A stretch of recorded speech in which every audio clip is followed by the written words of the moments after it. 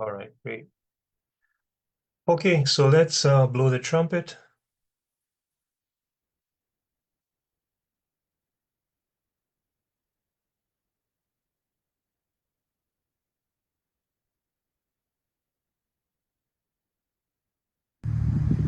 Shalom, shalom, the house of Israel. Hey, it's another beautiful evening. It's about to come in. You already know we're getting ready for the Shabbat, right? So Shabbat shalom to all my family out there. I'm gonna go ahead and let it rip. This is my tradition. Every Shabbat, I like to bring it in. You know what I'm saying? And when Shabbat's going on, I like to take it out. You know what I'm saying? In peace, in shalom, and great salutations. You know what I'm saying? So we're gonna go ahead and let it rip, and we're gonna make the heathens mad. You hear what I'm saying? Here it is. Here we go.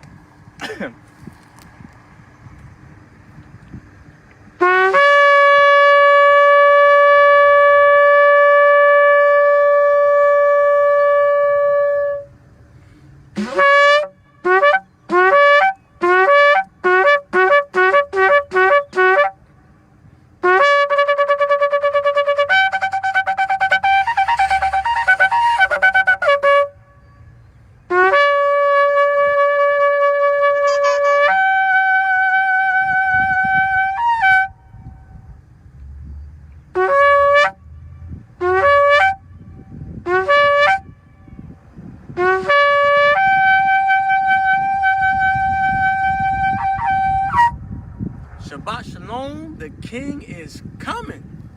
Bless y'all.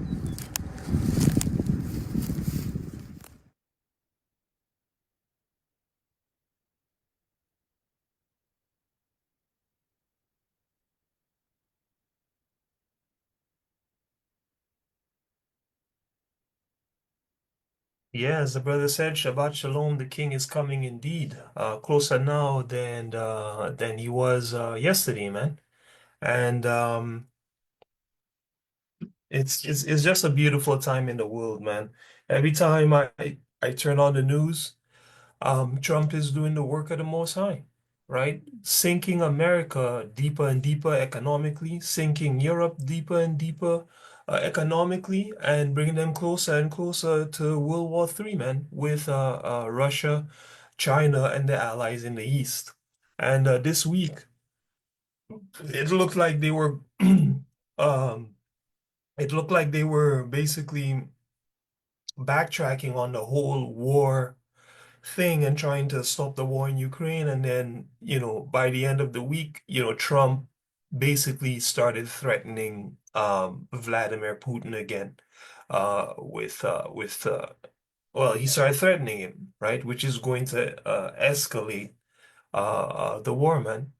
If you want to keep up with stuff like this, of course, you want to on YouTube check out Canadian Prepper. That's a very good resource. Democracy Now! You can watch the daily news on Democracy Now! And that'll help you to stay up to date with what's happening in the world, man. Right? A few weeks ago, we looked at basically what Trump's role is in America. And Trump is here to destroy America, man. He's here to sink America into um, rivalry with his former allies in order to destroy that place, right? And so, if you want to see the works of the Most High go down in this particular way, definitely pay attention to those particular news outlets. And of course, um, you can always check out the Now Playing page on our blog, which you can find at yahawashai.ca. Okay, so with that being said, today we're gonna look at why Purim is called Mardocheus Day, right? When we hear about Purim, we often the first name that comes to mind is Esther. Um, and the name of the book that the account of Purim is found in is called the Book of Esther. I did some research as to why, couldn't find anything. So we don't even know why the book is called Esther, right? But we do know from other books that, oftentimes the translators um, especially the we'll keep it as at that. The translators in religious tradition, when canonizing the books of the Bible, will often just give it a name, right? Like for example, let's look at Genesis. We'll look at Genesis actually. They'll just give it a name. And so, we the books have the names that they have um uh really through the idea of whatever translators that they were, man, right? Now we know ultimately all these things come from the will of the Most High, and so we can't deny that. In any case, though, the book of Esther and the account of Purim is not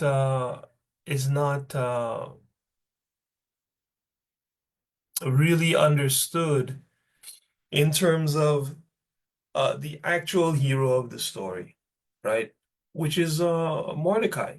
Now it's fully understood within it was fully understood within the Hebrew culture, and we know that because the Hebrews called the day Mardocheus Day, man, right?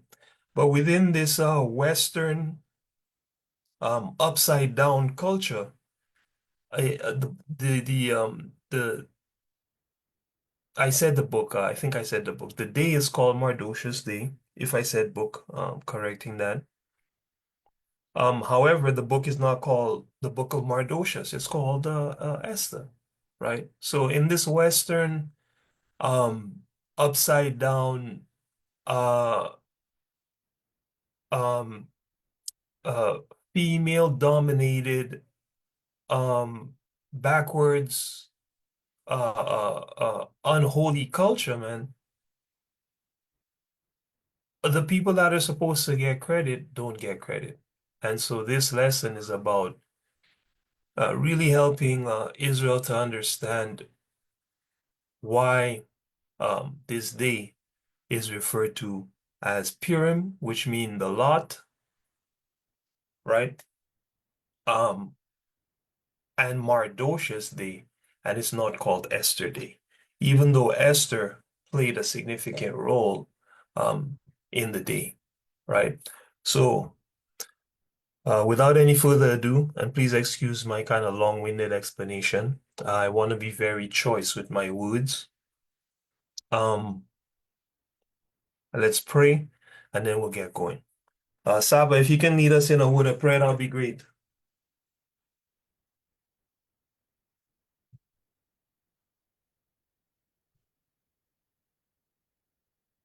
Sabs, I'm there. Men uncover your head, women cover your head, and let's all face Jerusalem.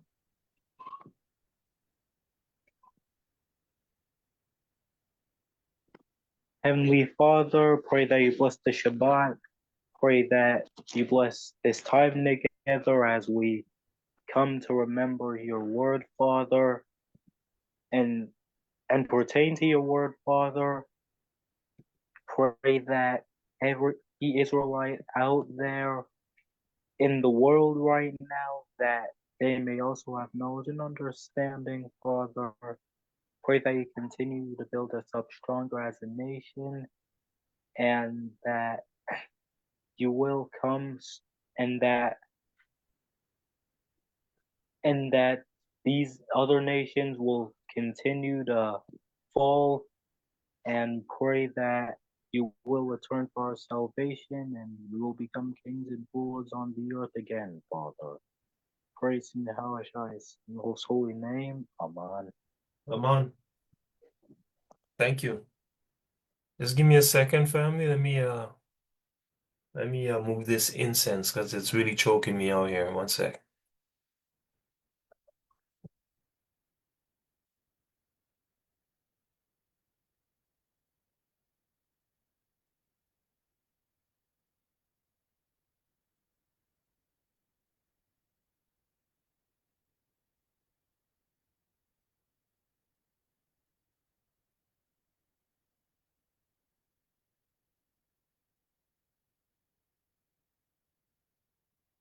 All right, all praises. All right, so today we're gonna start in the book of Esther. And I think I want to start in Esther chapter 1. Saz, are you available to read? Yeah. All right, great. KK, are you available to read?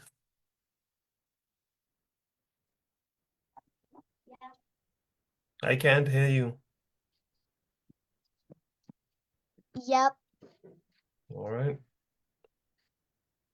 And of course, if we have any other people that want to read, you guys can go ahead and let me know. All right, so we're gonna start by looking at the political climate, right? What was happening around the time that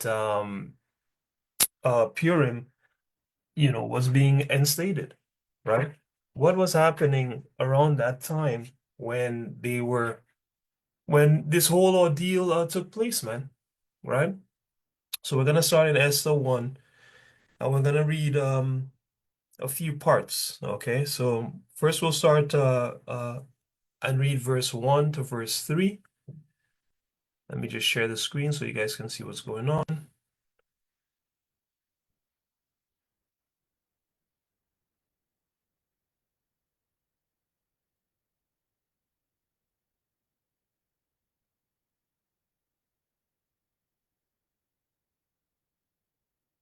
Right? And then we'll go on from there. All right. So what was the political climate happening around the time? So I'll let you guys know. So basically, Vashti, the queen of Artaxerxes the first, known as Xerxes the first, um, was had disrespected the king, right? She disrespected him in front of all his rulers and subjects, right? Setting a bad example for all the women in the empire, right? So this is what was going on. This whole ordeal started with a disrespectful queen, man, right? And Ahasuerus, which is what the Bible calls Artaxerxes, same person, uh, he puts Vashti away, man, right? And goes about seeking a new queen to rule, right? Someone that was better than Vashti. And what ends up happening is, hey, this man ends up picking Esther, man. So right off the bat, you can see that when it came to quality of women, the best woman in that man's kingdom at the time was an Israelite woman by the name of Esther. And when we see that, we have to carefully look at Esther's character to see what made her better than Vashti, man, right? Because it's a good what's called a I guess microcosm, which is a small example showing a bigger story, right? Which is that righteous Israelite women are better than these other women in the world, man. And it also shows the Israelite woman the sort of character that they should aspire to, right? So we'll read 1 to 3, and then we'll jump down 9 to 13. Go ahead. Saba. Esther 1, verse 1 to 3. Now it came to pass in the days of Ahasuerus, this is Ahasuerus which reigned from India even unto Ethiopia, over 127 provinces, that in those days when the king Ahasuerus sat on the throne of his kingdom, which was in Shushan the palace, in the third year of his reign, he made a feast unto all his princes and his servants, the power of Persia and Media, the nobles and princes of the provinces, being before him. Right, so stop right there. All right, so again, Ahasuerus is ruling Media and Persia. Okay, this is before Alexander the Great, referred to as the rough goat in the scriptures, comes and destroys the kingdom of the Persians and Medes, or rather usurps the kingdom of the Persians and the Medes. That's how Alexander ruled the world, because there were other people that ruled the world before Alexander, namely these Persians and Medes, and before them Nebuchadnezzar, the Babylonian, the Hamite. Um, so these guys ruled the kingdom, and Alexander took it from them, man. Right? So this is where this guy is ruling, Persia and Media. Um, Persia is really Elam, okay? Biblical Elam, that's who the Persians are, okay? Um, and the Medes are the children of Madai, who are Japhites, who are Asians, okay? So the Medo-Persian Empire was really an Elam Japhite empire, man, right? And I got receipts for days to show these things, right? Um, I really don't want to get into it, but let's see if I can quickly pull up Persia, right? Because I was looking at some stuff earlier this week. Um, let's see.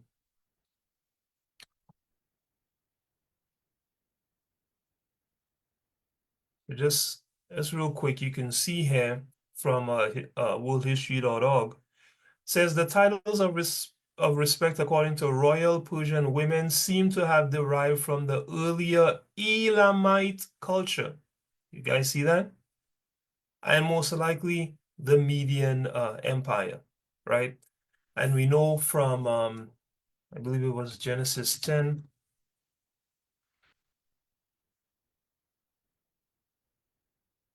that Elam, okay, is one of the children of Shem, okay? So that's one of our cousins. The children of Shem, Elam, okay, Asher, from which the Assyrians come, Arphaxad, Lud, and Aram. All right. The point here being that Elam is a Shemite, and in the same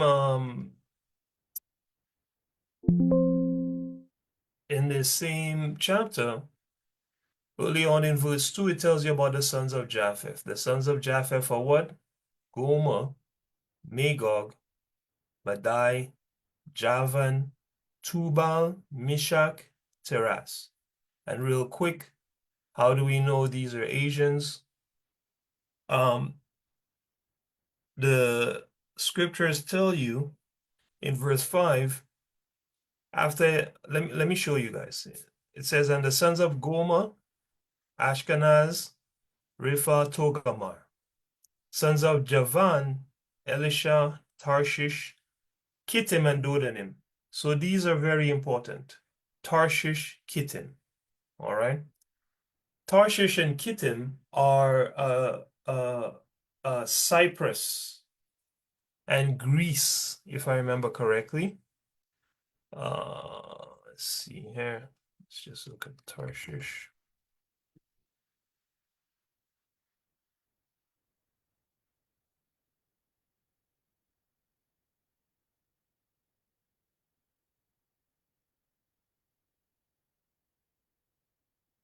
Right. So he's I don't know if you guys can see this, but let's see here. Let's go to Bible Atlas. So this is South Africa, this is North Africa, and this is Spain. So Tarshish, again, Tarshish is considered in Europe, man. There's some Friar Musings, Tarshish, again, Europe. Um, what else we got here? Bible Mapper, right? Tarshish. Okay, so everyone believes that this is the general region of Tarshish. Okay, this this region in Spain, all right, so-called Spain. So that's Tarshish. And then Kittim is pretty well known. It's called Kittim like that, and it's also called Shittim as well. And even here in Britannica, we can see this is Cyprus. All right. Um, Trying to zoom out. Let me find Cyprus here.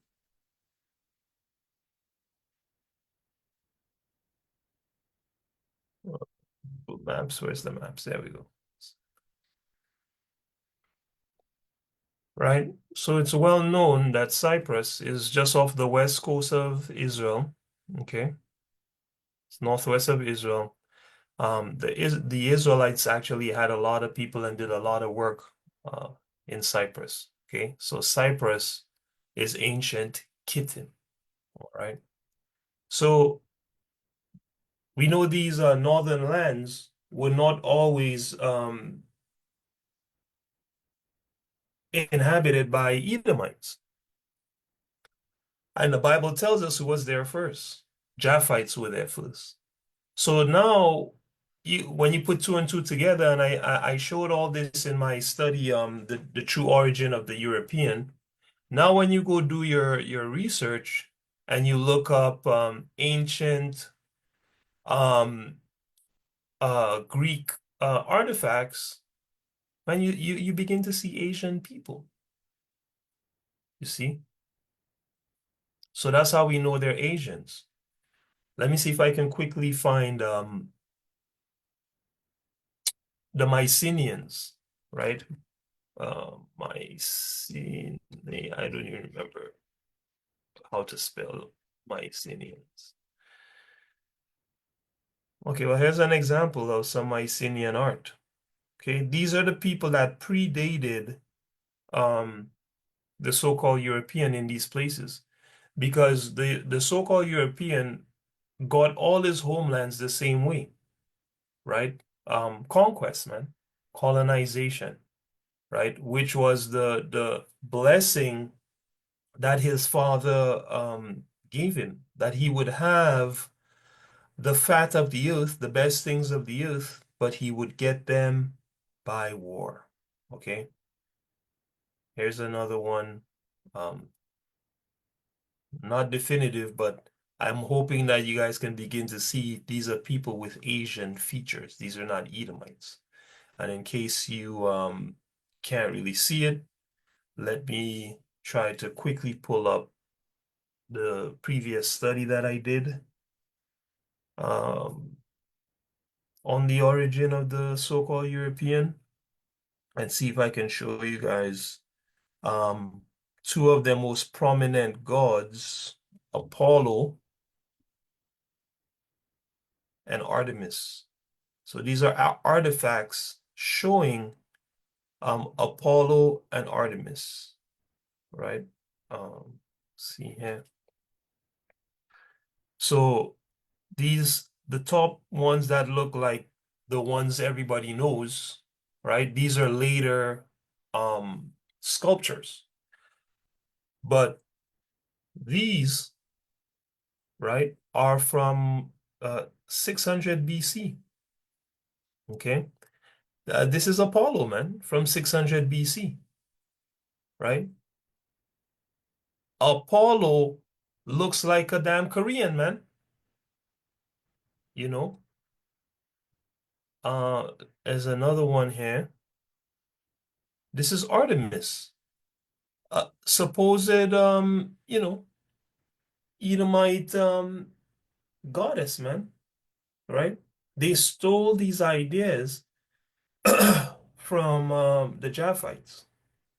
The Japhites were really good craftspeople as well. They made those amazing swords that you see that they tell you are Roman swords. They don't actually belong to these people. This is Japhite culture, right?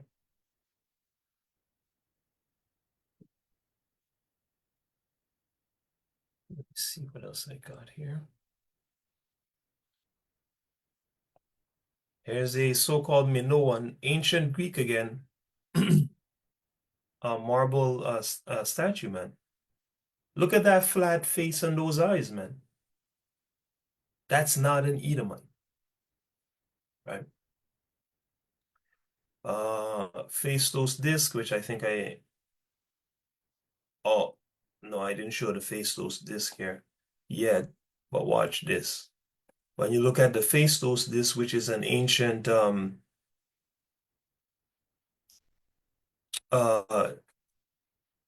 so-called Greek um, artifact, specifically, it tells you here, specifically Minoan, okay, who are ancient Greeks.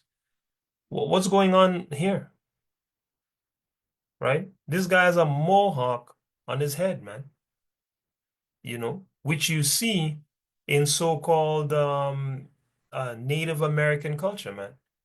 And Native Americans are really Japhites, Asian people. And any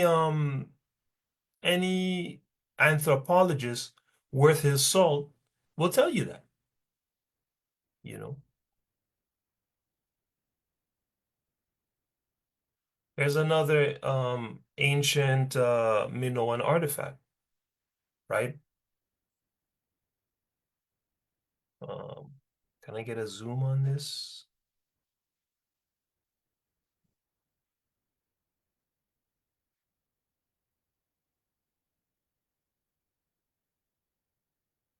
Right?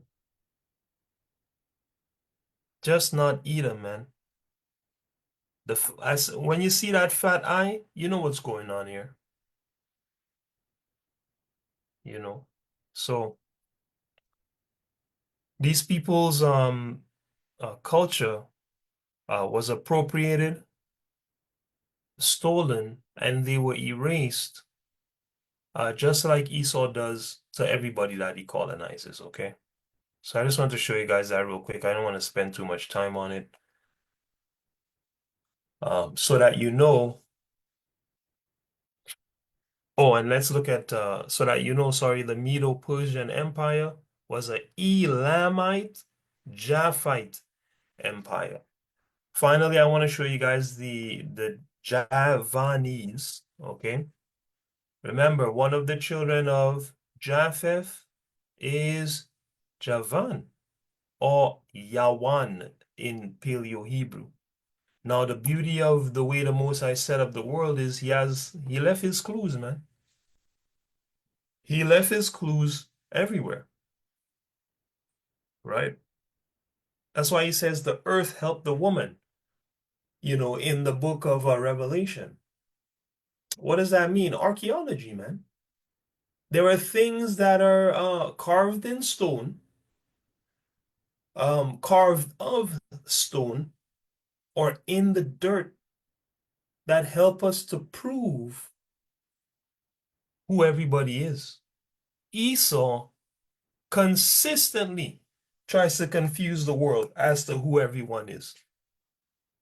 He'll call you the name of the land that you live in. He will never call you by your tribe. In fact, he will make the land you live in start to represent your tribe. So now you're calling people a St. Lucian. When there's no such thing, man. Esau invented that. You're calling people Trinidadian, you're calling people Bajan, you're calling people Canadian, all of these things. He writes it in the book, and in your mind, you think these are Edomites, not realizing that a lot of the Caribbean is Israelites, not realizing a lot of Greeks are Edomites, you see, not realizing indigenous so-called Greeks are actually Japhites, right? Just give me a second, family. Let me, all right. So I have to quiet my phone there. Why is this buzzing? In any case, let's look at the Javanese people, right? Today says the Javanese largest ethnic group in Indonesia. Indonesia is full of Asians. okay? Dark-skinned Asians, concentrated on the island of Java and numbering about 85 million in the early 21st century. The Javanese language belongs to the Austronesian, um, Malayo-Polynesian family. Islam is the predominant religion, though Hindu traditions of an earlier era are still evident in many areas. Relatively few Javanese strictly observe Muslim precepts. Belief in assorted local spirits is widespread. And this is a Javanese woman, doing some embroidery. Can't really see what she looks like here, but when we look at them straight up in their face, these are Asian people. Okay, so you're dealing with a Elamite um slash uh uh Japhite kingdom. All right. So jump down to 9 and read to 13.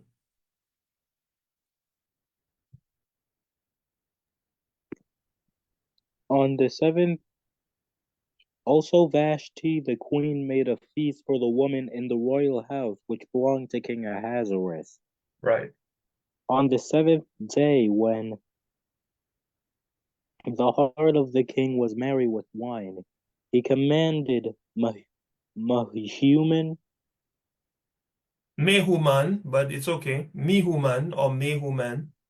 Mehuman, Biztha, Harbona, Bigtha, and Abagtha, Zethar, and Carcass, the 7 chamberlains that served in the presence of Ahasuerus the king, to Mm-hmm. bring Vashti the queen before the king with the crown royal, to show the people and the princes her beauty, for she was fair to look on. All right. So But so hold on. So on the seventh day after the man drink wine and he's feeling nice, he's in front of his 7 chamberlains, man. Right? Chamberlains are important people before the king, right?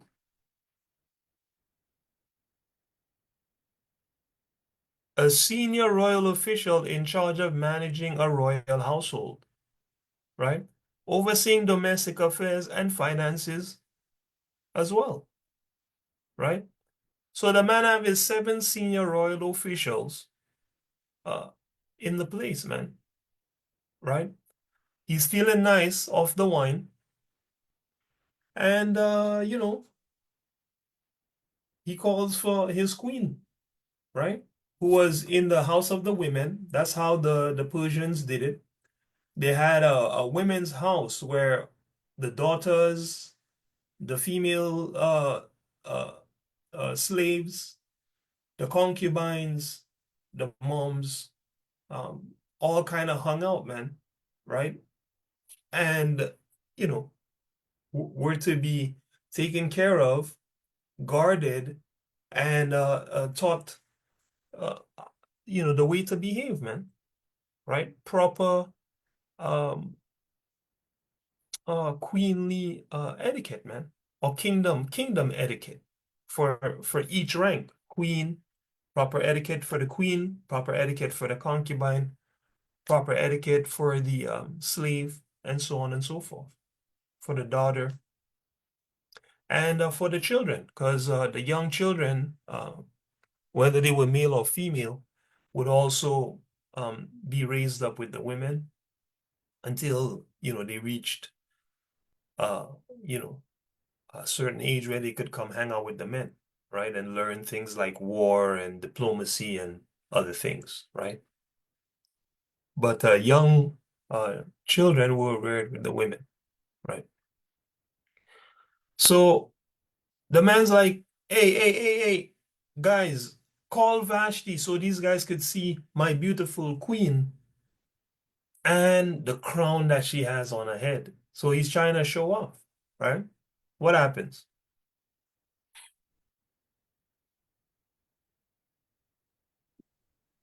What But happens? but the Queen Vashti refused to come at the king's commandment by his chamberlains. Therefore was the king very wroth, and his anger burned in him. Right? Then the king said to the wise men, which he knew the times, for so was the king's manner toward all that knew law and judgment. Then he said, And the next unto sorry, just read from 15. So he said, it said, okay, so the king was upset, right? Really upset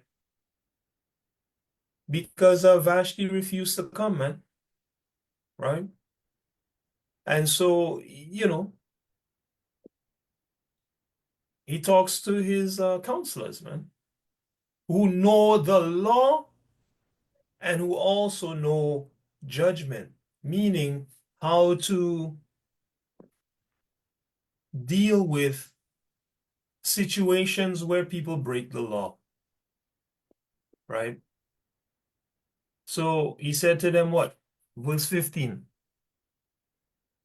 what shall we do unto the Queen Vashti according to law? Because she hath not performed the commandment of the king Ahasuerus by the chamberlains. Mm-hmm. And Mecuman answered Memucan,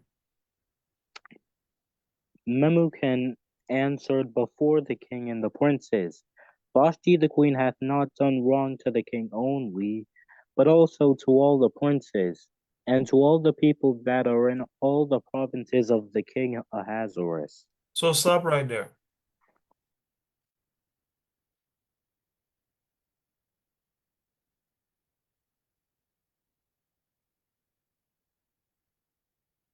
This is Romans 15 and verse 4.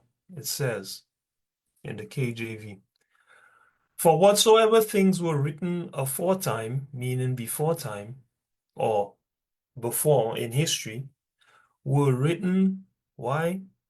For our learning, that we through patience and comfort of the scriptures might have hope.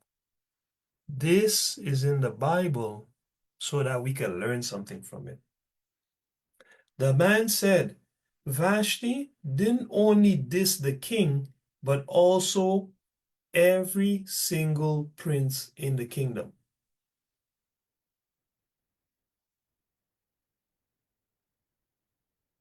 Not only that, all the people in the kingdom as well. The man judges said Vashti dissed the whole nation by doing this. All right? Go ahead. What did he say after?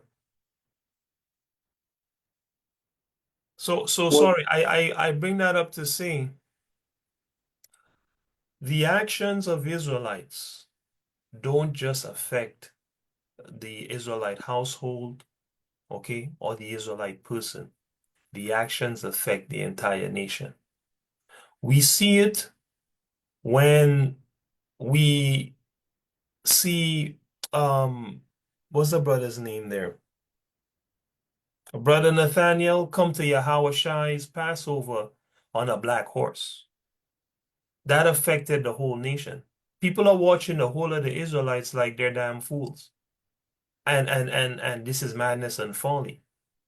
When Israelites get into, fights and altercations with people on the road, whether it be just Israelites that don't want to hear the word, or other Israelites, that affects the whole nation. Um, and when I say fights, I mean, yeah, physical altercations, but more importantly, just don't handle situations with grace. It reflects poorly on the entire nation. When Israelite women move a certain way within the kingdom, whether they be, practicing harlotry or whether they be disobedient or whether they be manly or prideful or whatever negative thing, doesn't just reflect poorly on them, it reflects poorly on the whole kingdom. Same thing with the men, same thing with the children, right? Because when people know you're an Israelite, now they're watching you. Or what are they going to do in this particular situation? So your actions affect the whole nation, right? And it just makes sense because you're royalty and you're supposed to be the example. So if you're setting a bad example, you're obviously affecting the whole nation, right? So this is why Memucan said this, man. Hey, this woman is affecting the whole entire nation because she dissed the king, right? So then what happens? What is it? What does Memucan say in verse 17 after that? For this deed of the queen shall come aboard unto all women, so that they shall despise their husbands in their eyes. You When hear it that? shall Hold be, on, you hear that? This deed of the queen shall come abroad to all the women, so all the women gonna hear about it, and all of them gonna despise their husbands in their eyes. All of them gonna move the same way, man. Go ahead. when it shall be reported, the Right, king Ahasuerus commanded Vashti the queen to be brought in before him, but she came not. right. Go ahead. Likewise shall the ladies of Persia and Media say this day unto all the king's princes which have heard of the deed of the queen. Thus shall there arise too much contempt and wrath. Go ahead. If it please the king, let there go a royal commandment for him, and let it From be written him, from him.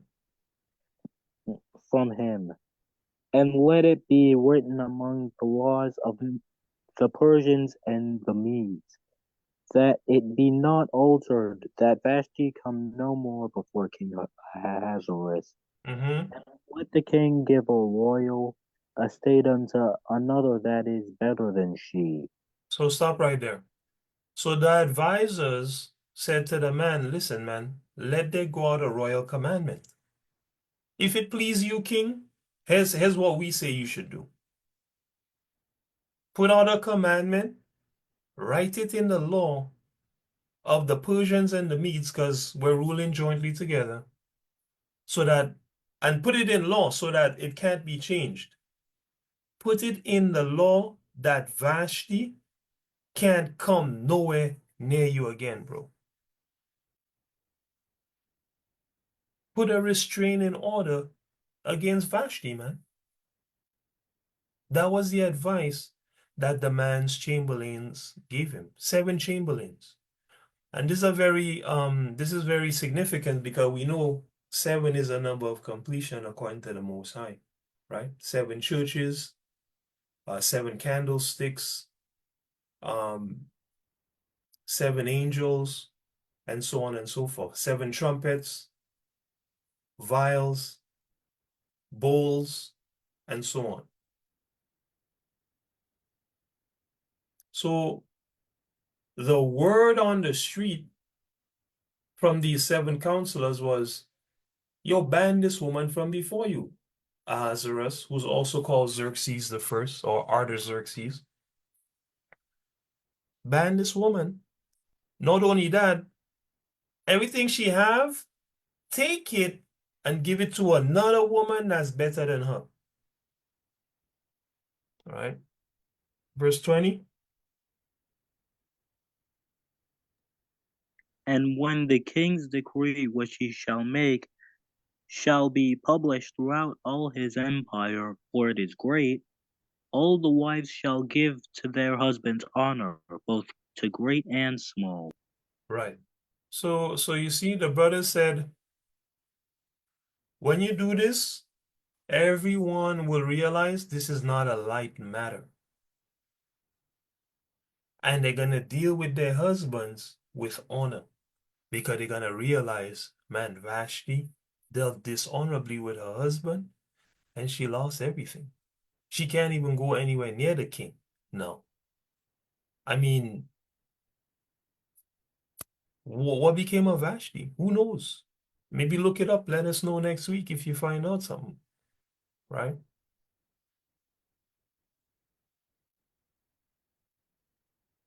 Let me get 21 and 21 to 22. Oh, sorry, before we go there, I wanted to show you guys because they said his empire was vast, right? Let's see if we can. So this was the Medo-Persian Empire,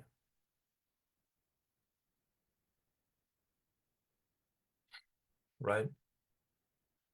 From the border of India, okay, all the way here by the Caspian Sea, um, up by the Black Sea, which a lot of people, anyway, I know I definitely didn't even consider these seas. Man, all these places these guys owned. And it was the Medo-Persian Empire. Why? The Medes, all this is the Median land. Scythia, these are Asians, Thracians, Asians. From west to east, these northern lands belong to the Asians. Look up the war, how Russia became Russia, and you will see that the indigenous people that they were fighting were all Asians. Okay, this was the empire, right? And Persia, this is the Persian Gulf, right next to Arabia. They owned all these lands here, man. The entirety of Israel and the entirety of Egypt. It was all theirs. Cyprus belonged to them. I can't remember the name of this island, but this is another important island. This is where the Edomites say that they originated, which is a damn lie.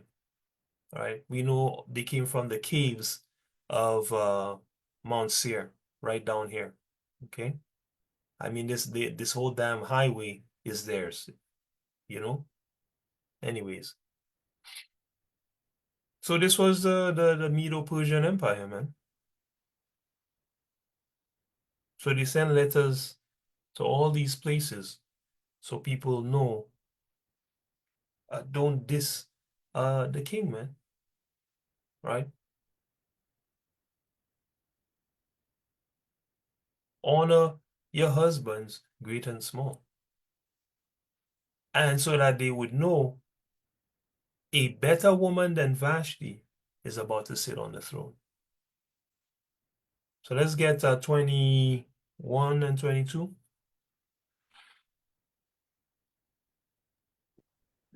And the saying pleased the king and the princes, and the king did according to the word of Memucan. Memucan, for he sent letters into all the king's provinces, into every province according to the writing thereof, and to every people after their language, that every man should bear and rule his house, and that it should be Have published a rewind and read this thing properly, that every man should. that every man should bear rule in his own house, Mm-hmm. and that it should be published according to the language of every people. Right. Okay. So the king sent this out, these letters out, so people would know these things, right? And to get these particular results, right?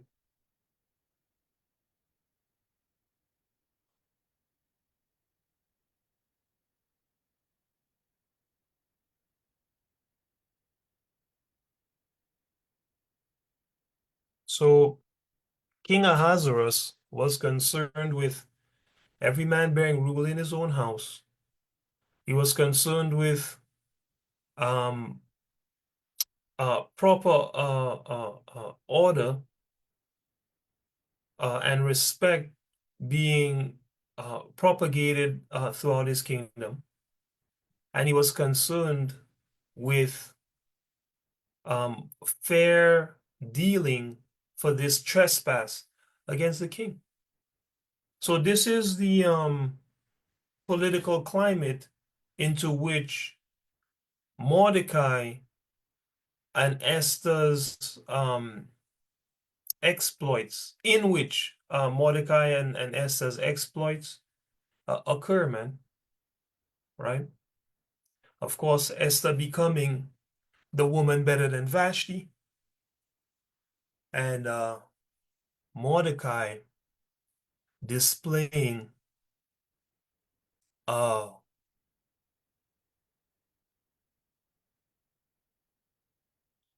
well, Mordecai really saving the Israelites, man, right? And we're gonna see that through the scriptures.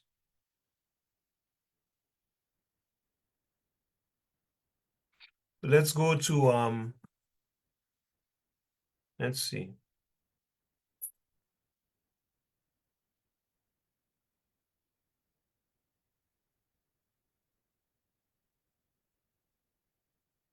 Let's just show the scripture real quick that shows a new queen was being sought, right?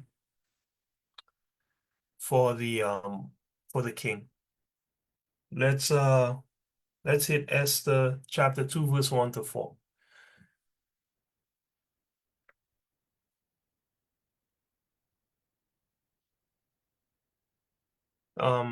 Go ahead, Sabs.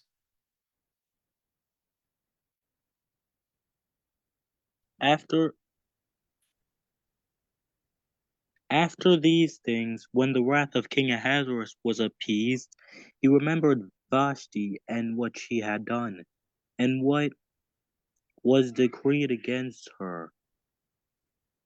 Then said the king's servants that ministered unto him, Let there be fair young virgins sought for the king, and let the king appoint officers in all the provinces of his kingdom, that they may gather together all the fair young virgins unto Shushan the palace, to the house of the woman, unto the custody of Hegai the king's chamberlain,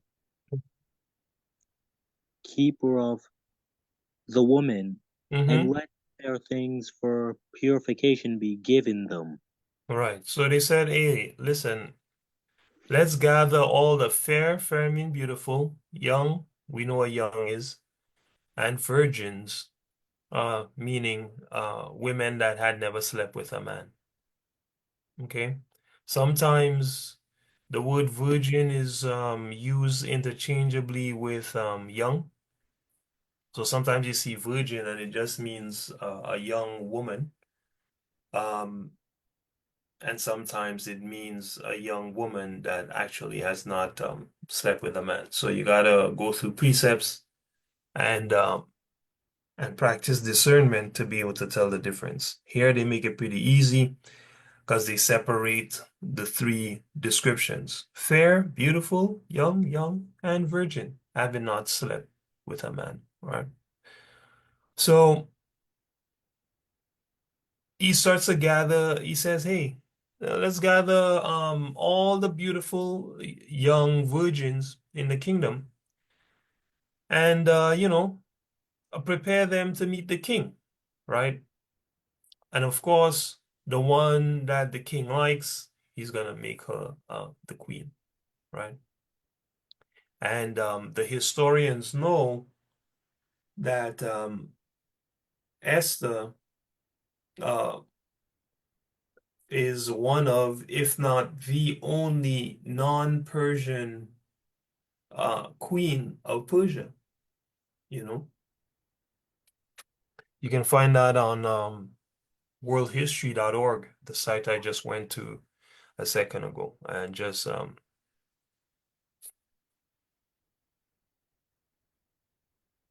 look up. Let's see here, women in ancient Persia, right here. All right. What I'll do, you know what? I'll just tweet that page. What's going on here? So you guys can easily grab that info.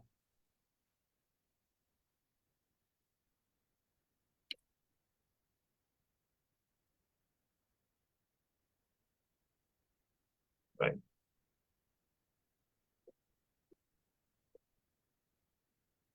Okay.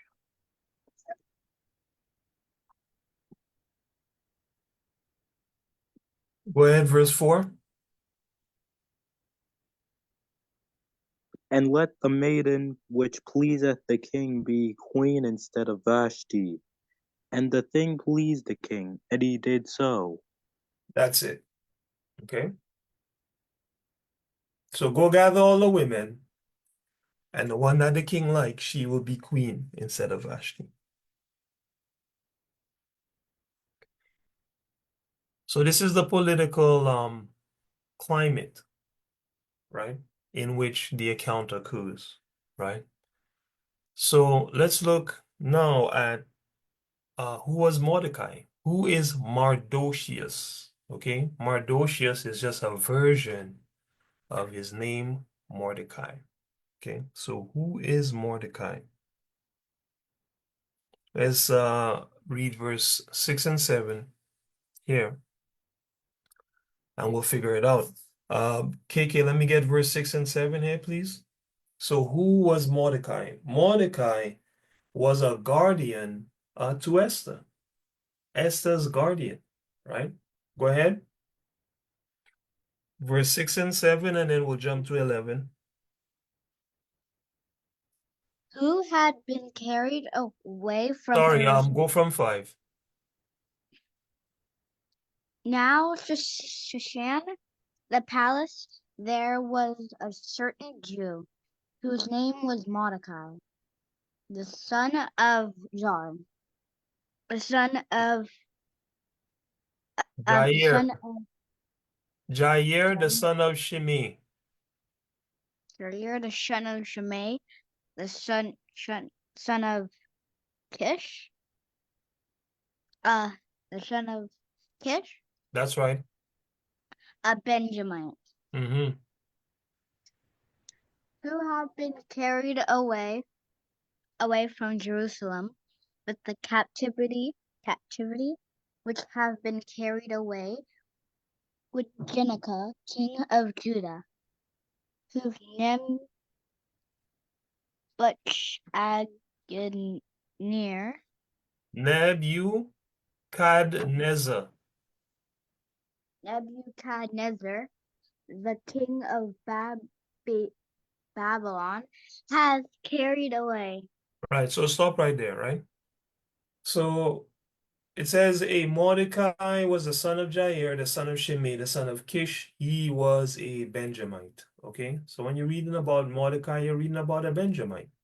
Okay, and it says he had been carried away captive by Nebuchadnezzar, right? When the same time that Jeconiah, the king of Judah, was carried away by Nebuchadnezzar. All right, so he had been over in the Medo-Persian Empire since before it became the Medo-Persian Empire, since Nebuchadnezzar was ruling. Okay, so read on.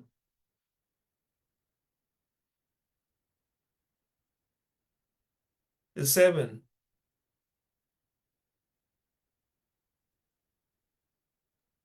And Yes. he brought up Hadassah, Hadassah. Hadassah, that is, Esther, his uncle's daughter, for she had neither father nor mother, and the maid was fair and beautiful, whom Mordecai, when her father and mother were dead, took for his own daughter. Right. Right. So he was a guardian, man. Right. Her her cousin, you know, his uncle's daughter. Right. And he took her for his own daughter when her parents died. All right. Verse 11.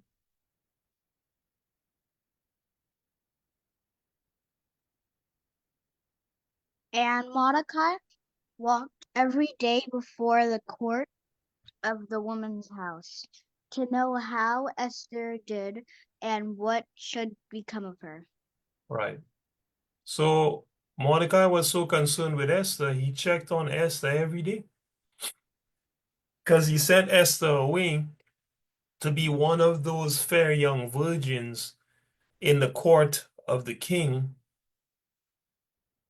so that possibly the king would choose her to be the queen, right? Knowing that she would be in the hands of a heathen, albeit um, a cousin, but a heathen all the same. And when I say a cousin, I mean, remember, this man was a Elamite. Okay. He checked on her every day to make sure she was good, right? So he was a guardian to Esther. He was a Benjamite who lived in Shushan. He was a former slave of Nebuchadnezzar, right? Who was Esther? Let's look at who Esther was. Verse 7.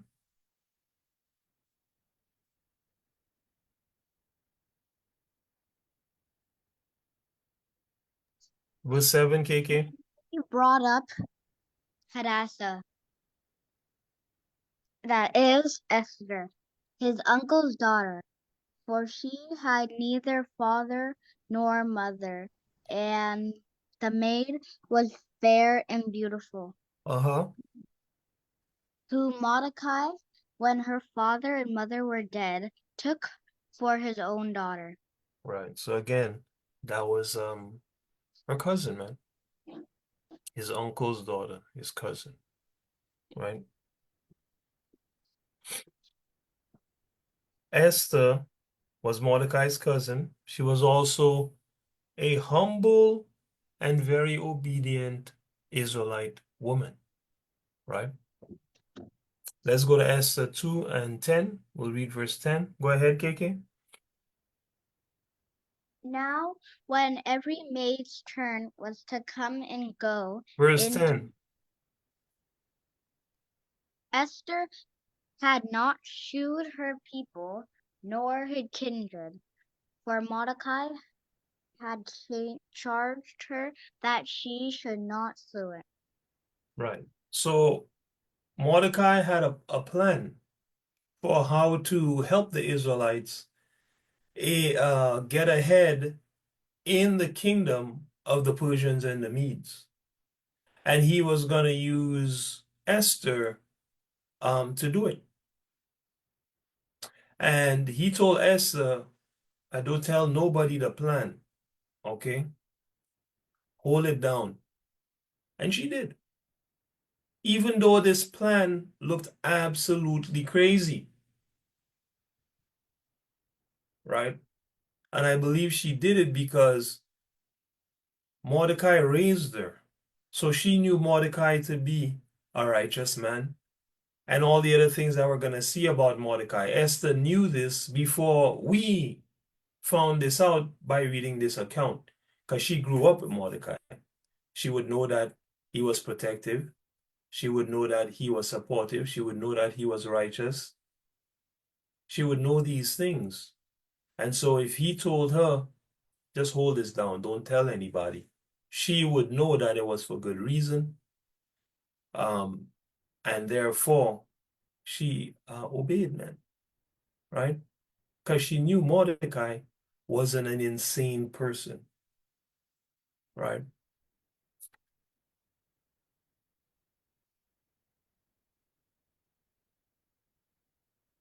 Let's go down to verse 20.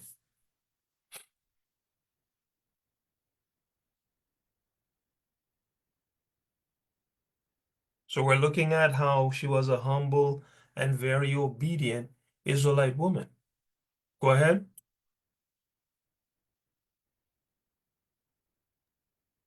Esther KK. had not shield her kindred nor her people, as Mordecai had charged her, for Esther did not command Where's commandment the of not? Where's the word not?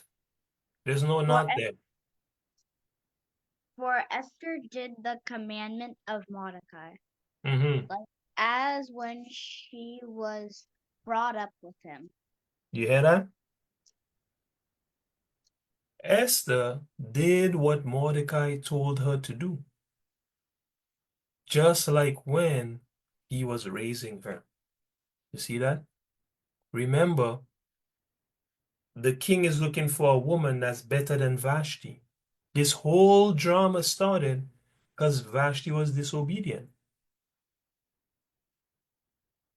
The man took everything from her and kicked her out the palace.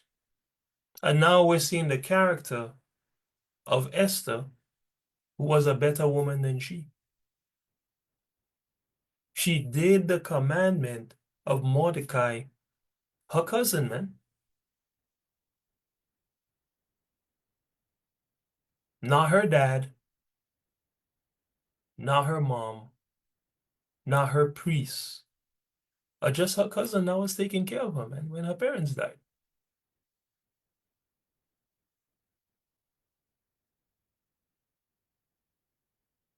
Let's read verse 19 to 22.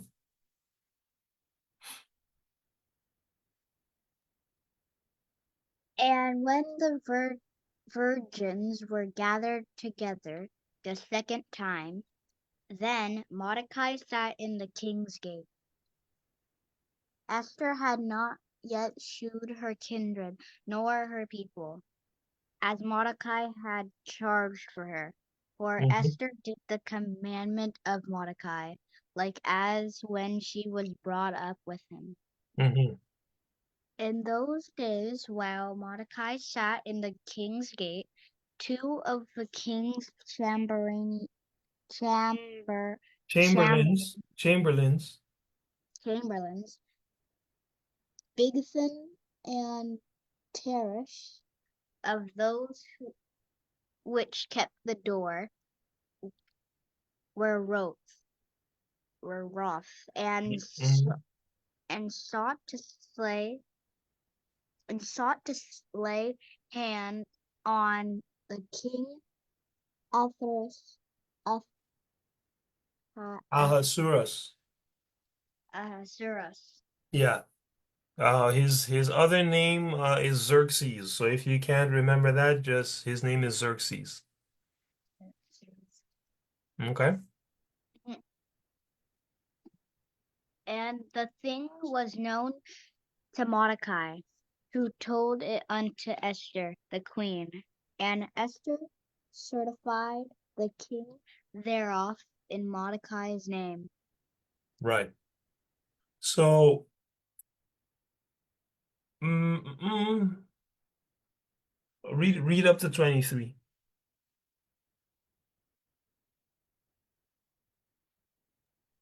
And when in and when Inquisition Inquisition, meaning when they sought out the matter to see if it was true or not. it was found it was made of the matter, it was found out. Therefore they were both hanged on a tree. And it was written in the book of Chronicles before the king. Right. So, again, we're looking at how Esther was a humble, very humble and obedient Israelite woman. And we see it here in that um, Mordecai found out that two chamberlains, two high officials, Bigthan and Teresh, were angry and were planning to assassinate the king. So Mordecai went ahead and told the king that these two guys were planning to assassinate him. He told the king via Esther. And Esther could have just went to the king and said, yeah, king, I found out two men are trying to assassinate you, and it's Big Fan and Tarash. And she could have taken the credit. But instead, what did she do? She gave Mordecai the credit, right? Mordecai is who found out. So she said, I found out from Mordecai. And so when the king investigated, which is what an inquisition is, an investigation, he found out it was true. He killed those men and he noted it in the history books that Mordecai exposed these men that were trying to assassinate the king, and he killed them. Okay? When a thing is written in the Chronicles, it's written so that it's never forgotten. Our Bible is a chronicle of the things that have happened in our nation so that we would remember. Right?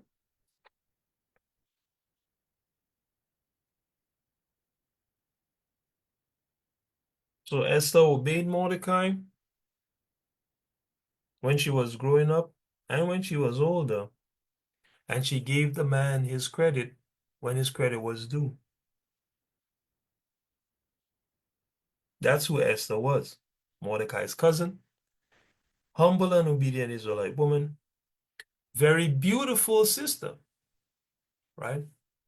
Let's let's get verse 15 and then verse 7 again. He's left.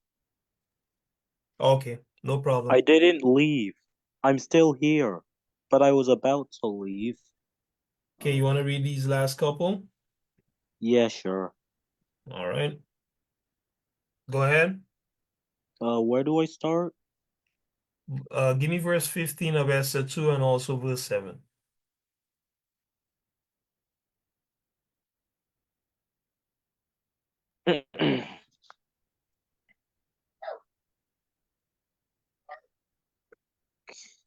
Could you move up a bit? Now then, the turn of Esther. Now, now when the turn of Esther, the daughter of Abihail, the uncle of Mordecai, who had taken her for his daughter, was come to go in unto the king. She required nothing but what Haggai the king's chamberlain, the keeper of the woman, appointed. And Esther obtained favor in the sight of all them that looked upon her. And give me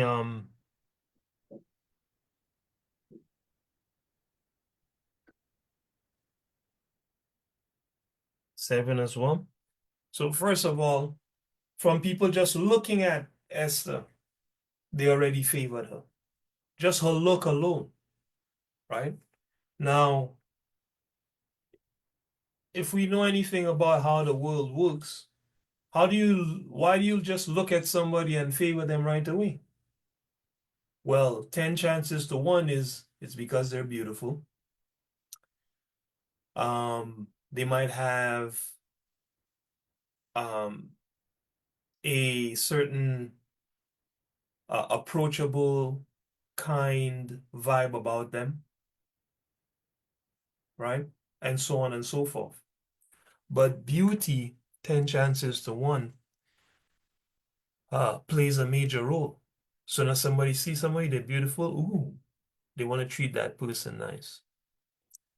Esau certainly takes advantage of that by using beauty as a Trojan horse to destroy people, right? Whether it be actual beauty, like what Esther had, or the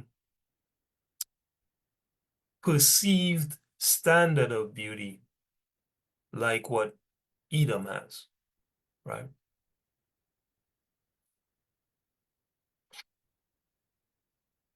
Read 7.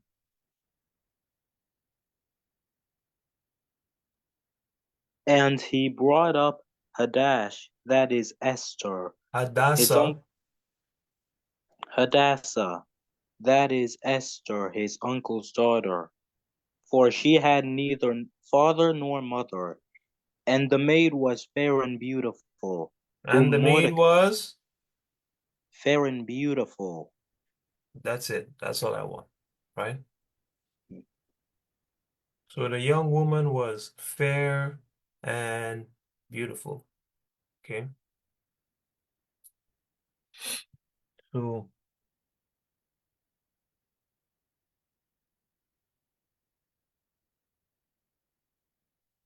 who was Esther?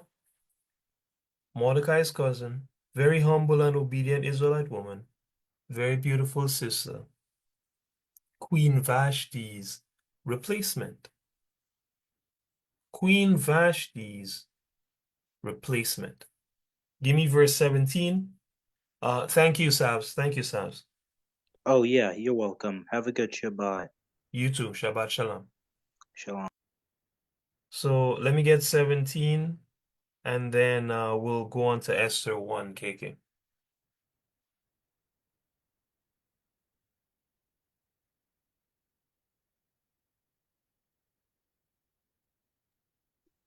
KK, you there? Yep. Let me get verse 17, please. And the king loved Esther above all the women, and she obtained grace and favor in his sight more than all of the virgins, Mm-hmm. so that he set the royal crown upon her head and made her queen instead of Vashti. See that? Right? So because of Esther's beauty and mannerisms,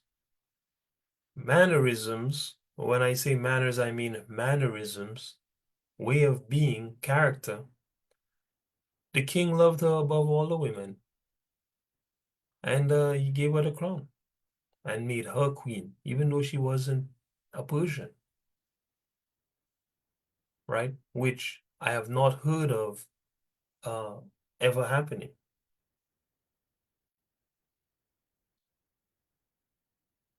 Let's read Esther 1.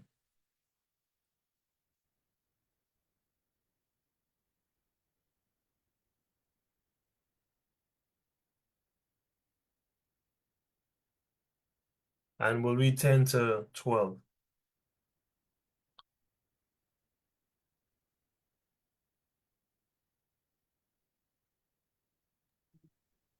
This on the seventh day, when the heart of the king was merry with wine, he commanded. Sorry, we read that already. Sorry, we read that already. We're good. Yeah, we read that already. My bad. All right, so that's who Esther was, right? So we looked at Mordecai. Mordecai was a guardian to Esther, a Benjamite who lived in Shushan, a former slave of Nebuchadnezzar, right? Who was Esther? Esther was Mordecai's cousin, a very humble and obedient Israelite woman, very beautiful sister, so much so, um, were all her qualities, her good qualities, that she was the replacement for Queen Vashti, right? She would have represented the opposite of everything that Vashti represented, right? So let's see Esther's acts, right? What did Esther do, right? Because again, Purim is usually centered around Esther, right? When in the scriptures, it's not called Esther Day, okay? It's actually called Mardocheus Day. So we're going to look at the exploits of Esther, and then we're going to look at the exploits of Mardocheus to see why it's actually called Mardocheus Day as opposed to being called Esther Day, even though in the West, the focus is on Esther, right? So let's see. Okay, Esther's acts. Let's go to Esther 4.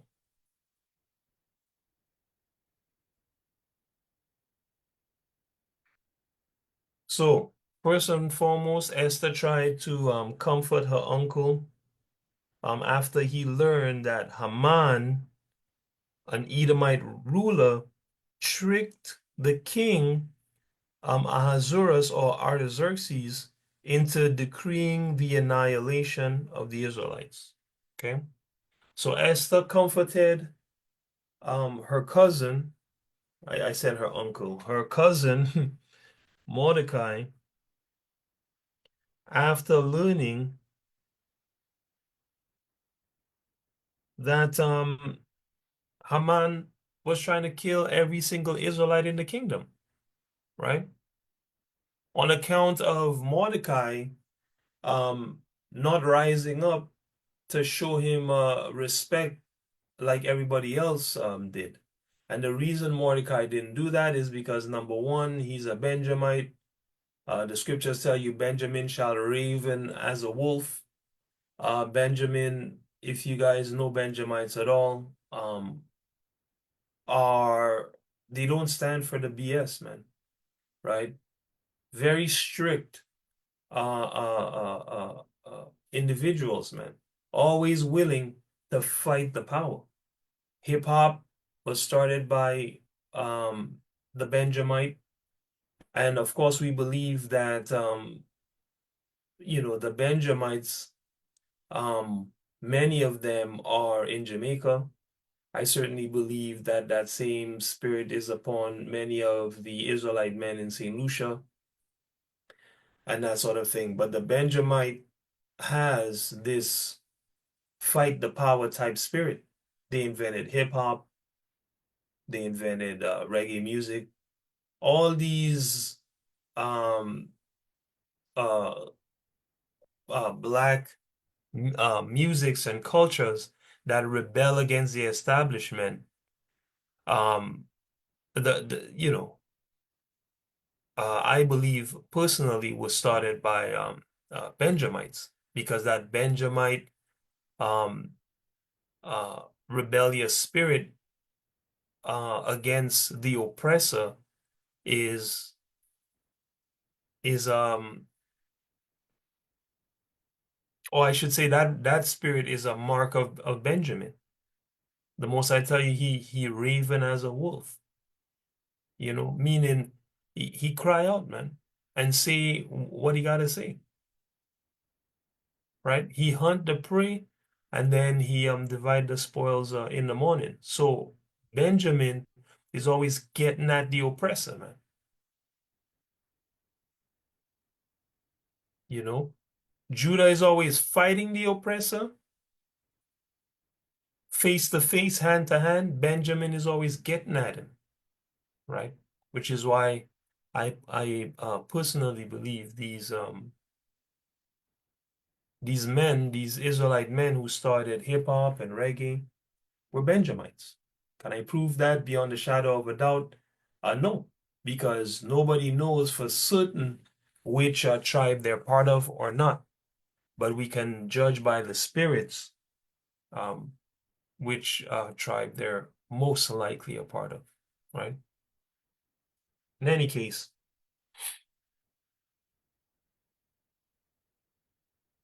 Esther comforted Mordecai. Also, um, that spirit that Esther had is a spirit you find in a lot of Benjamite women as well. Just this humble, supportive spirit. Still able to not be a pushover, but um, just a spirit of love and support and these kind of things, right? In any case, Esther 4:4, it says, so Esther's maids and her chamberlains came and told it her, Then was the queen exceedingly grieved, and she sent raiment to clothe Mordecai, and to take away his sackcloth from him, but he received it not. Why is it saying this? I really should just read from one, which I'm going to do. 1 second. It says, and when Mordecai perceived all that was done, Mordecai rent his clothes, tore his clothes, put on sackcloth with ashes, and went out into the midst of the city, and cried with a loud and bitter cry, man, right? And came even before the king's gate, for none might enter into the king's gate clothed with sackcloth. So this is when Mordecai hears that Haman the Edomite uh, um, has secured a decree to annihilate the Israelites, right? He's bawling, man, crying for his people, like Budru, man, or Sizzler, or Jeremiah, or Yahushua. And in every province, whitherso the king's commandment and his decree came, there was great mourning among the Jews, and fasting and weeping and wailing, and many lay in sackcloth and ashes. Right? So Esther's maids and her chamberlains came and told it her. Then was the queen exceedingly grieved, and she sent raiment to clothe Mordecai, and to take away his sackcloth from him, but he received it not. Okay? So she tried to comfort Mordecai, but Mordecai wasn't having it. Okay? What else did she do? Well, Esther disobeyed Mordecai to try to save her own life. Let's go to verse 11. Esther disobeyed Mordecai to try to save her own life. Okay? Um, hmm. Mm,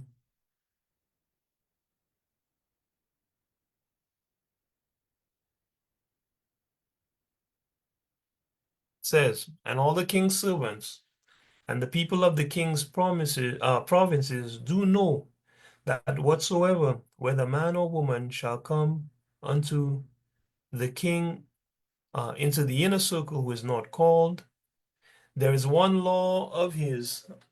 I really want to read from, let's see here. I really want to read from,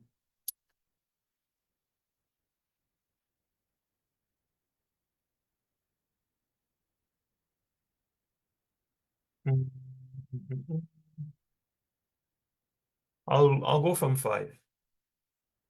I'll go from 5.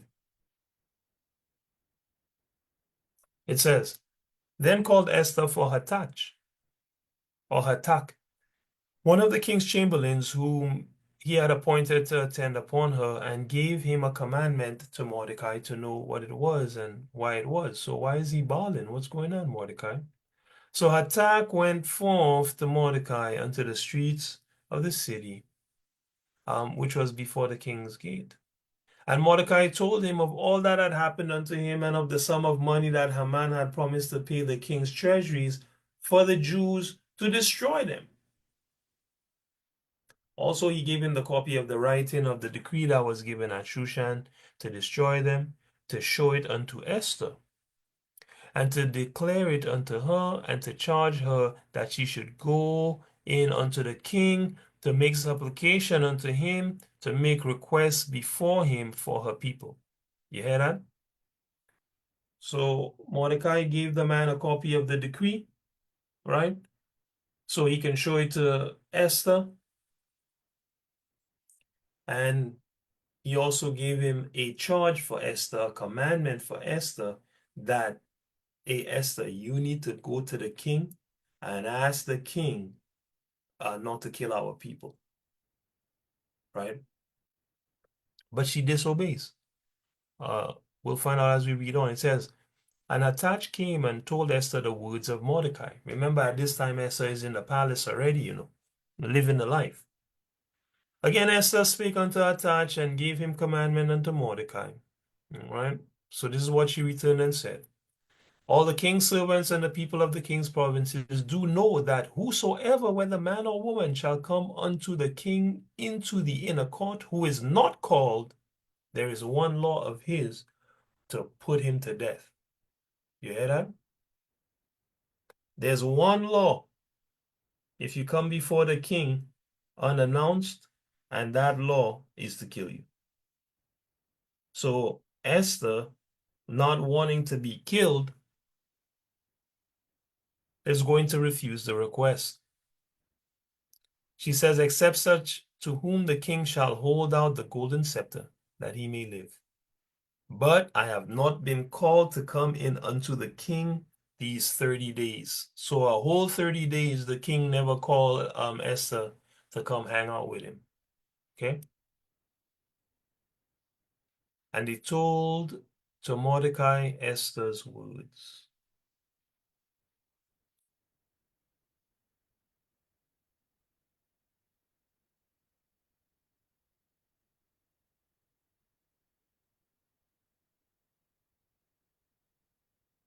So what did she do? Disobey Mordecai in going before the king. She said, no, I'm gonna die if I go there. And Mordecai is going to respond, and we'll read that in a bit.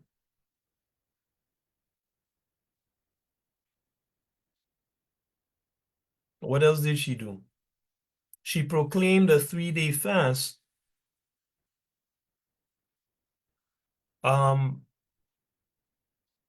to go before the king. Because after she tried to save her own life, Mordecai had something to say about it, right? And he convinced her to now go. And I'll read a little bit about that, right? And they told Mordecai Esther's words. 13. Then Mordecai commanded to answer Esther, listen to this. Think not with thyself that thou shalt escape in the king's house more than all the Jews. You hear what Mordecai say? Don't think because you're in the king's house, you're not going to get killed too. Why would he say that? Well, because she returned an answer like she's not going to do nothing about it. So Mordecai is rebuking her at this time. And he says, for if thou altogether holdest thy peace at this time, then shall their enlargement and deliverance, which is salvation, family, arise to the Jews from another place. So the Most High will use somebody else to help us. But you, thou, and thy father's house shall be destroyed, man. So Mordecai said, listen, man, if you don't do nothing, the Most High is going to save us. But you yourself going to get destroyed. Because you have the power to help us, and you won't do a thing about it. And then he says, and this shows you how much love and tenderness the brother had for Esther, his daughter. He said, after he rebuked her, and who knoweth whether thou art come to the kingdom for such a time as this? See that? Said, consider, man, you are most likely in this particular position for this very reason.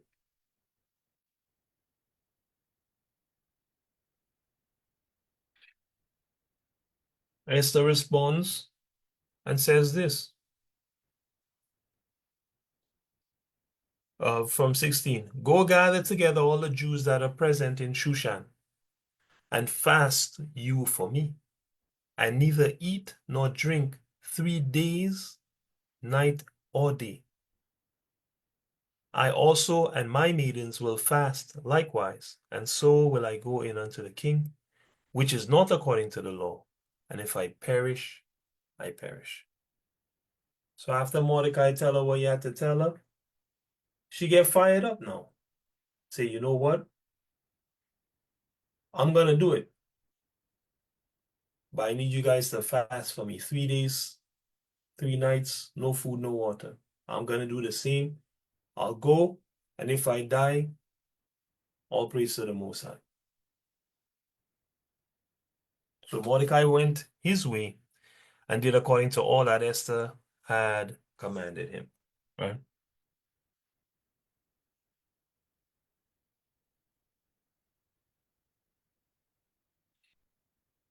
So Esther proclaimed a 3-day fast in order to allow it to be spared before the king. What else did Esther do? She went ahead and petitioned the king. We'll read that in 7 and 3. Right? KK, let me get that, please. Esther 7, verse 3.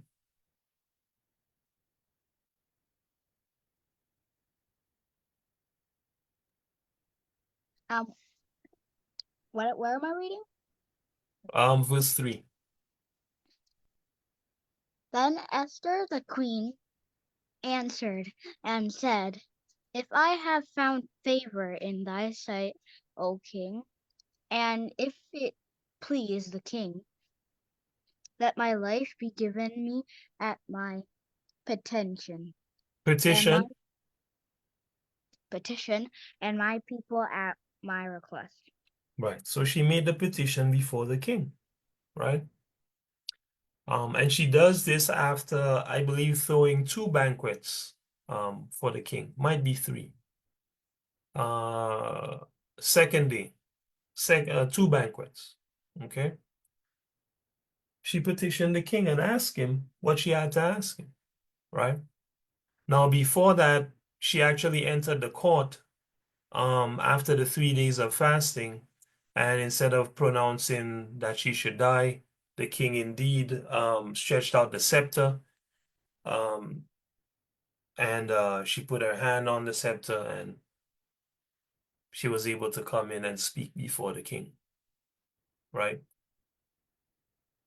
And of course, because of favor of the Most High, but also because of the quality of woman that Esther was, a better woman than Vashti. And the king remembered that, right? So why would he have his queen, his chosen queen, just killed? Because she came to talk to him outside of time, right? He could, but because of the favor he had upon her and the quality of woman that she was, and the help of the Most High, he didn't, right? Let's go to 8, and we'll read verse 3 to 6.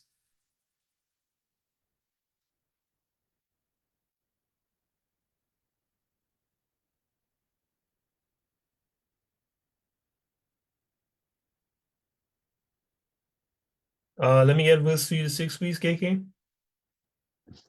And Esther spake again before the king, and fell down at his feet, and besought him with tears to put away the mischief of Haman the Agagite, and his device that he Agagite. Agagite, Agagite, and his device he had devised Devised. devised against the Jews. Mm-hmm. Then the king held out the golden scepter around Esther. So Esther arose and stood before the king, and Go ahead. said, If it please the king, and I be pleasing in his eyes, let it be written to reverse the letter div-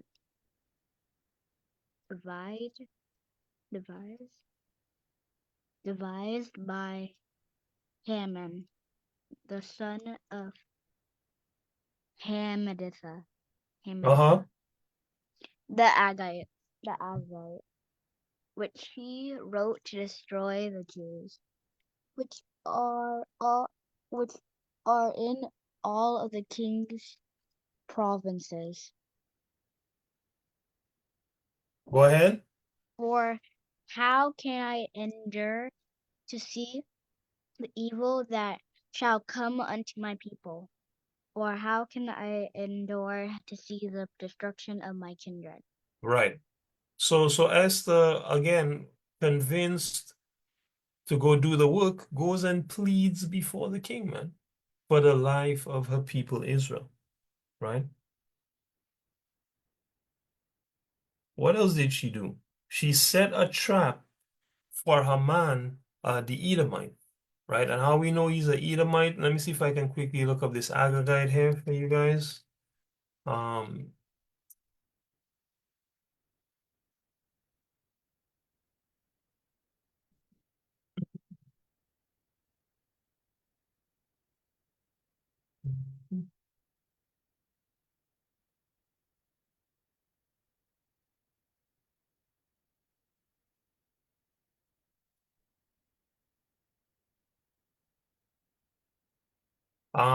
there we go. First Samuel chapter 15, verse 8. And he took Agag, the king of the Amalekites, alive, and utterly destroyed all the people with the edge of the sword. So Agag was the king of the Amalekites. And who is Amalek? Let's go back to Genesis 10. Is it in 10? It's not. This is where is it? Where's the children of Esau? It is in 14, I believe. Yep, 36. There we go. Yep, yeah, there we go. And Genesis 36 and 12, and Timnah was concubine to Eliphaz, Esau's son. And she bare to Eliphaz Amalek. These were the sons of Ada, Esau's wife. So Timnah was concubine to who? Eliphaz, who is Esau's son, and she had Amalek, and Agag was king of Amalek. This Haman, the Agagite, was really an Amalekite, which is really an Edomite. Okay, so this is how we know he was an Edomite.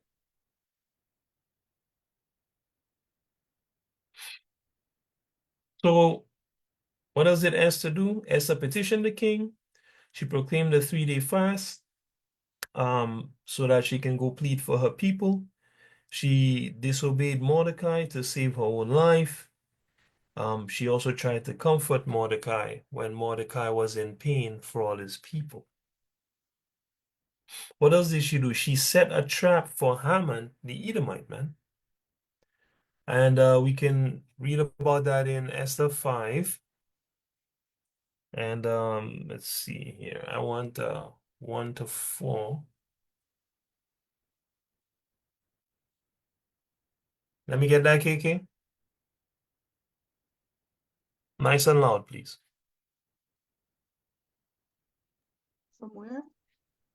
From 1 to 4. Now it came to pass on the third day that Esther put on her royal Apparel, which is clothes. and stood in the inner court of the king's house, over against the king's house. Which is in front of the king's house. Go ahead. And the king sat upon his royal throne in the royal house, over against the gate of the house. Go ahead. And it was so, when the king saw Esther the queen standing in the court, that she obtained favor in his sight. And the king held out to Esther the golden scepter that was in his hand. So Esther drew near and touched the top of the center. Scepter. Then said the king unto her, What wilt thou, Queen Esther? And what is thy regret? It shall Request. request.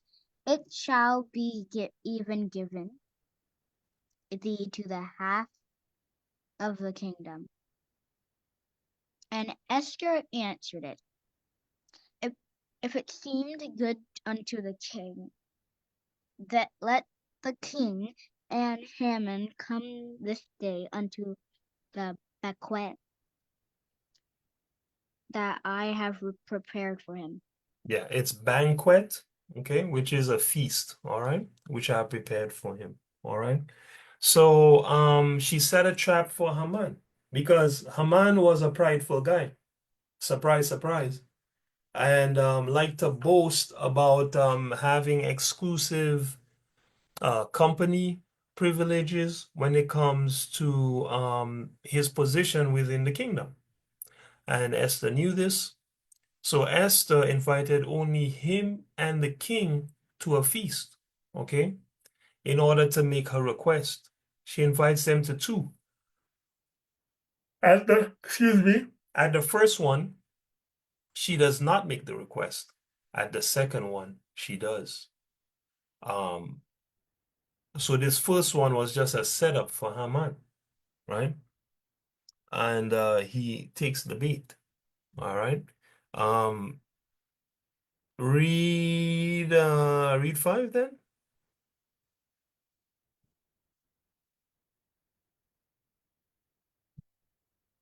Read verse 5 as well, please. Then the king said, cause Haman to make haste, that he may do as Esther had said. So the king and Haman came to the banquet that Esther had prepared. All praises, right? Thank you. So going to Esther 6, right? We're gonna see the continuation of this trap, this plot. All right. So Esther 6:14, it says, actually, I'll go from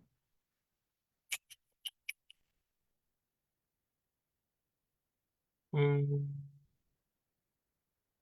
no, I'll go from 16. So it says, and while they were yet talking with him, came the king's chamberlains, and he said to bring Haman unto the banquet that Esther had prepared, right? And it says here, so the king and Haman came to the banquet with Esther, the queen. And the king said again unto Esther on the second day at the banquet of wine, what is thy petition, Queen Esther? And it shall be granted thee. And what is thy request? And it shall be performed even to the half of the kingdom. All right. So she set a trap for Haman by inviting him to two banquets. The first one was to get him comfortable. The second one was to get him destroyed, right? And we're going to read about that now. Hopping down to verse 6 says, I'll go from 3. Then Esther the queen answered and said, if I have found favor in thy sight, O king, and if it please the king, let my life be given me at my petition, and my people at my request. Meanwhile, just so you know, at this time, the king didn't know that Esther was an Israelite. Okay. It says, for we are sold, I and my people, to be destroyed, to be slain, and to perish. Just like today. The same Edomites selling you out to be destroyed, slain, and perish, man. Right? And some of our people still sitting there with googly eyes are trying to be Edomites, you know. It says, but if we had been sold for bondmen and bondwomen, I had held my tongue, although the enemy could not countervail the king's damage. Right? Esther said, listen, man, even if we had been sold to slavery, I would have been okay with that. But this guy's trying to get us killed, annihilated, man. Right? Then it says, the king Ahasuerus answered and said unto Esther, the queen, who is he, and where is he that durst presume in his heart to do so? Right? Asking Esther, who is this man that's trying to kill you and all your people? Because remember, that's the queen. Better than Vashti, highly favored before the king, even able to come before the king without prior being without being called prior, right? The king holds Esther in the highest regard. So imagine he's hearing someone's trying to kill Esther and all Esther's people. The man's a king. He's a man. He's like, who? Who's trying to kill my queen? Who's trying to kill my wife and her people? Show me that man. He won't make it till tomorrow. That would be the sentiment. And Esther said, the adversary and the enemy is this wicked Haman. Same man, the only other person at the feast, the only other guest at the feast. She says, him, right there. Then Haman was afraid before the king and queen.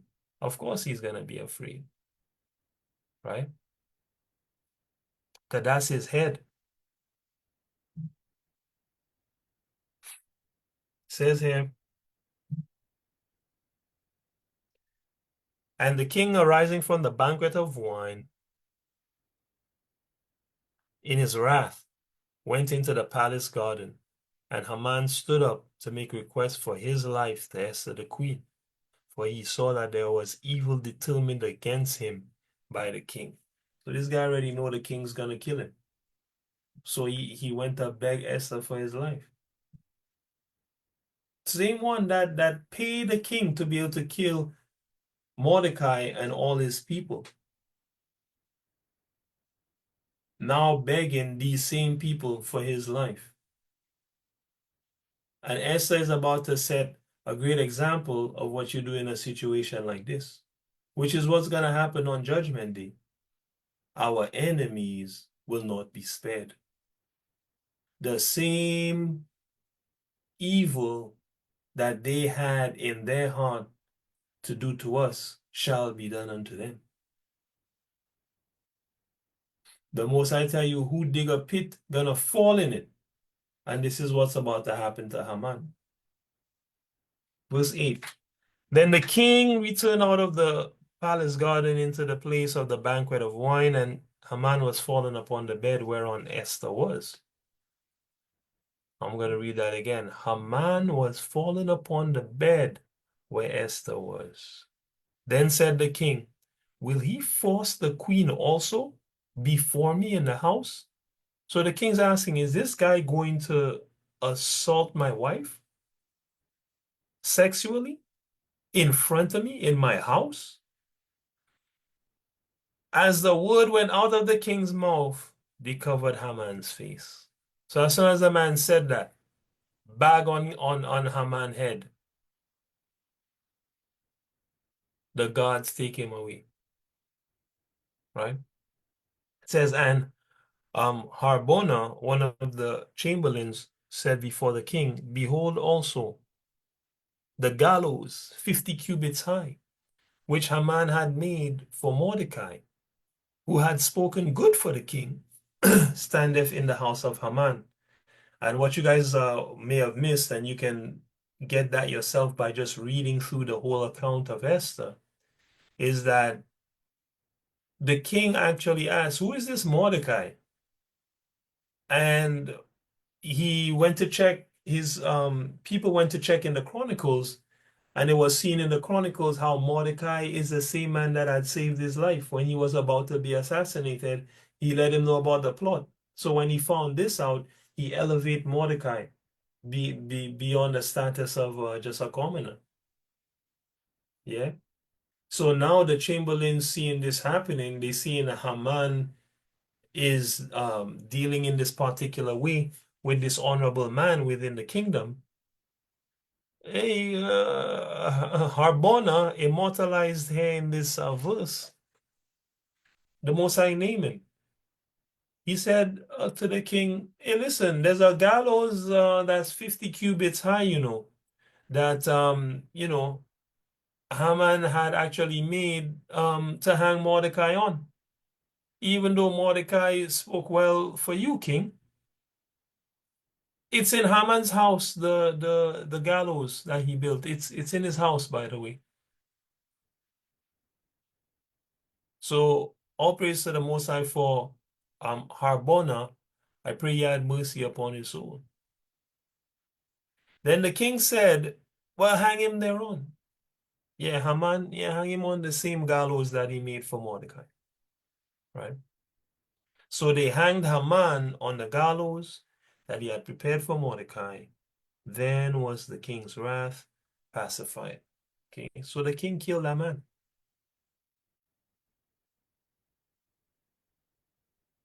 And Esther set him up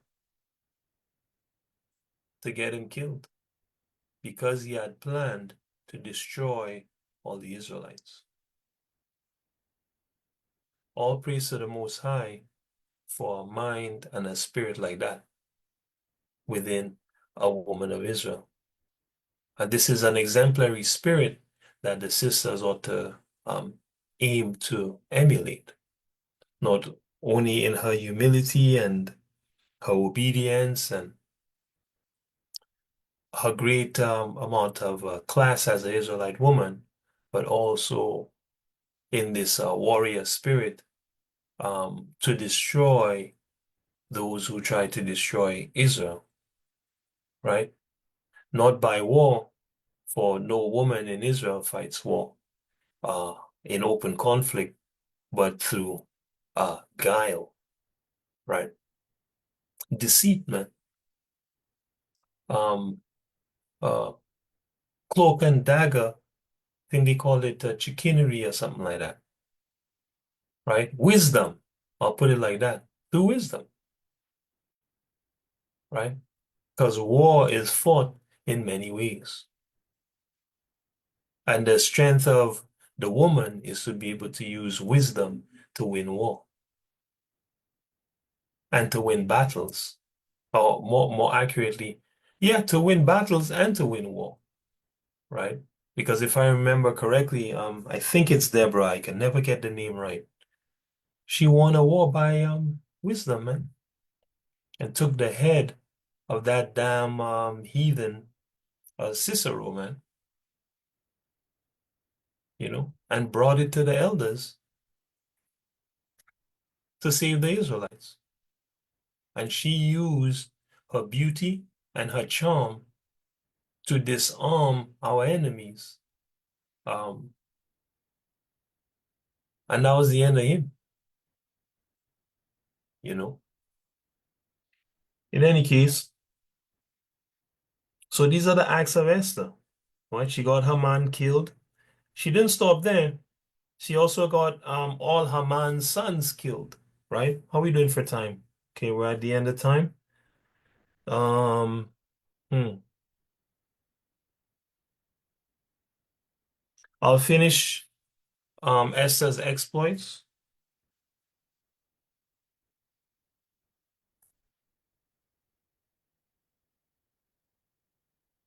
Hmm. I'll read this last exploit and then next week, Lord willing, we'll finish up the lesson, right? Now, and this is Esther 9.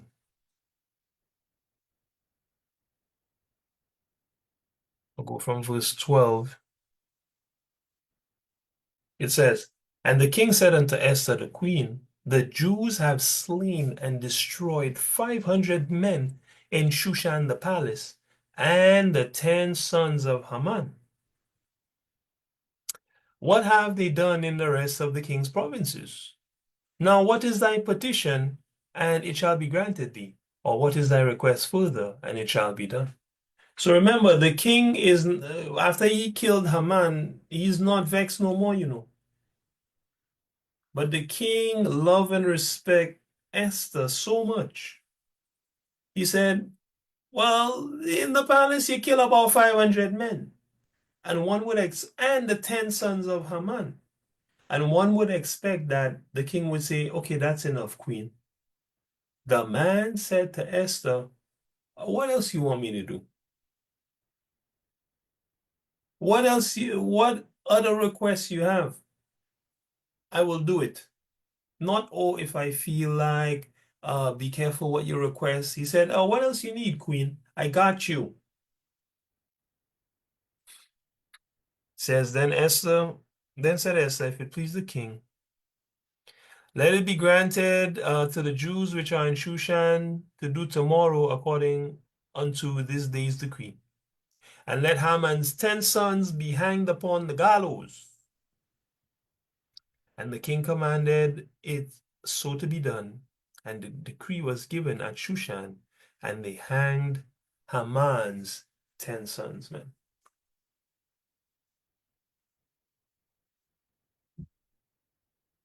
They killed these men and they hanged them up on the gallows for everybody to see. These Edomites, man, 10 of them. He wiped the house of Haman off the face of the planet, which is what he's going to do when he returns in judgment after the Edomites have built the kingdom. Because they got to build it with their own hands as slaves, right? They got to get double their portion that they gave us, and then he shall annihilate them from the face of the planet, the same way that he annihilated these 10 sons of Haman. This is a microcosm of judgment for the Edomite, right? Let's see. Yeah, okay, so we'll wrap up with that today. 1 second here.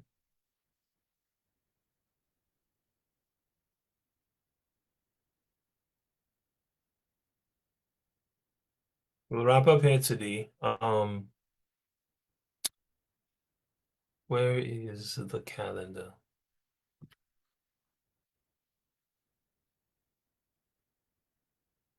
I'm pretty sure Purim is next week. Yep. So this coming week, 6 p.m. on Tuesday is the destruction of Nicanor, which we studied last week. And then on Wednesday, 6 p.m. Until, let's see, Wednesday, Thursday,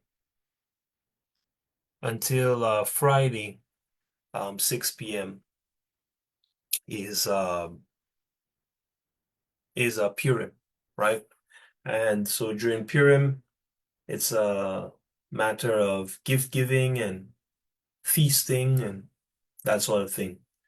So what I'm going to do is actually book an outing at a restaurant for the 16th. Let me know who can make it and who can't make it.